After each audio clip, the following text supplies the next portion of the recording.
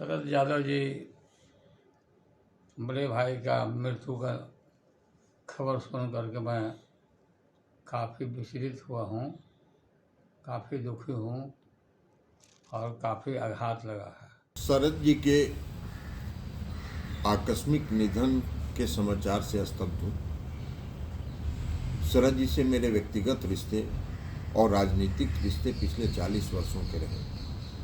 शरद यादव जी एक संघर्षशील नेता रहे, के योद्धा और राजद के वरिष्ठ नेता आदरणीय शरद जी आज हमारे बीच में नहीं रहे। इस खबर को सुनकर के हम सब लोग जो है मर्माहत हैं। इस दुख की घड़ी में उनके सभी परिवार और परिजनों के प्रति हमारी संवेदना है।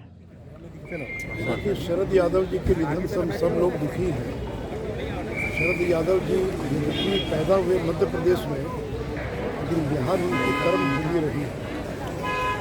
मंडल आंदोलन के प्रणेता भी थे, लेकिन एनडीए को बिहार में खड़ा करने में उनकी बहुत बड़ी भूमिका रही। एक दुखद और अपूरणीय क्षति हम सब के लिए, मेरे परिवार के लिए,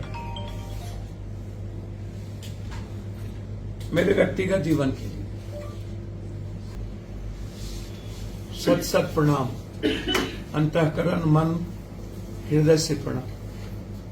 शरद जी के निधन की खबर रात में ही मिली। मन बहुत ही दुखी हुआ है इस खबर को जानकर।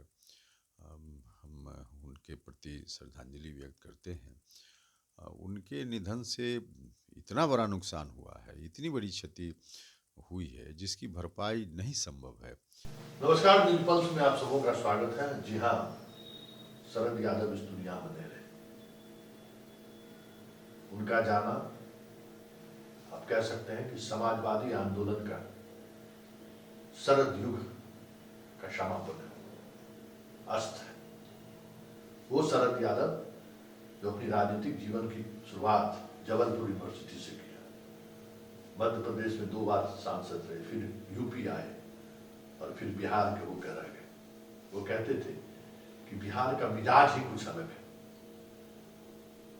इसमें कोई दो मत नहीं है कि हर पॉलिटिशियन जो बिहार आता है, और कोई शरद यादव पहले पॉलिटिशियन नहीं है जिनको बिहार ने अपनाया, जो एक से एक नाम है, मधुलमी है, जॉर्ज फर्नांडिस, शरद यादव, कई ऐसे नाम, इंद्र कुमार गुजराल को भी लोगों ने यहाँ वोट किया है।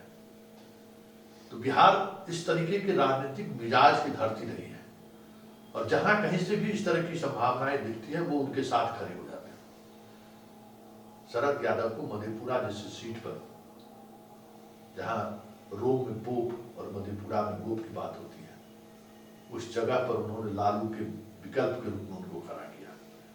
लालू को चुनाव हराया मधेपुरा से। एक उस इलाके में यादव पॉलिटिक्स को एक नए डायनामिक्स में शरद यादव आगे बढ़ाए, नीतीश को स्थापित किए, लालू को स्थापित किए, और आज खुद कहां है? यही समाजवादियों का हश्र है या चरित्र है कि लालू का वो दौर, या लालू मुख्यमंत्री बने, या लालू फिर राजनीति में मजबूती के साथ खड़े हुए, उसमें शरद यादव की बड़ी भूमिका रही। बाद के दिनों में नीतीश कुमार, लालू से जब उनका विवाद हुआ तो फिर नीतीश कुमार के साथ खड़े हुए, लेकिन लालू ने उस सामाजिक न्याय की उस लड़ाई की उस परोधा के साथ उस तरीके का व्यवहार नहीं किया जिस तरीके का नीतीश कर रहे। उनकी सदस्यता तक उन्होंने ले ली, जबकि हर क्षण नीतीश के फैसले के साथ शरद यादव खड़े रहे। लेकिन अंतिम दौर में शरद यादव के साथ भी वही व्यवहार हुआ जो जॉर्ज के साथ हुआ। ये इतर बात है, और आज इसकी चर्चा की जगह भी नहीं है। आज एक ऐसी राजनीतिक शख्सियत इस दुनिया से चली गई जिसको अपना आवाज तक नहीं है।